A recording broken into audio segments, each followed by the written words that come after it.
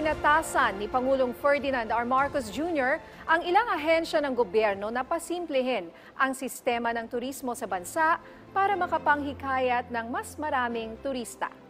Ito ang naging direktiba ng Pangulo kasunod ng kanyang pulong sa Malacanang kasama ang mga miyembro ng Private Sector Advisory Council Tourism Sector. Ginawang halimbawa ng Pangulo ang Thailand na may maayos anyang proseso para sa tourism requirements ng mga turista.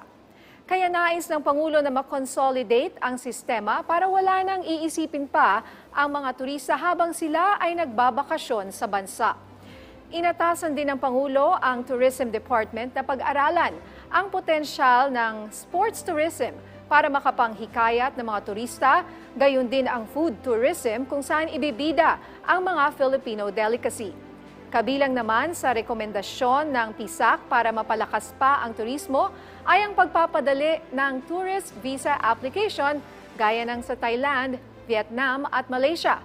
Gayon din ang pansamantalang pag-aalok ng 30-day visa-free entry para sa mga turista habang pinalalakas pa ang proseso ng e-visa sa bansa. Inirekomenda rin ng Konseho ang pagpapabuti ng airport connectivity para mas madagdagan ang kapasidad ng regional airport sa bansa para sa mga international route at airlines. Itinutulak din ng PISAC ang ilang insentibo para sa mga turista, gaya ng VAT refund scheme sa kanilang accommodation.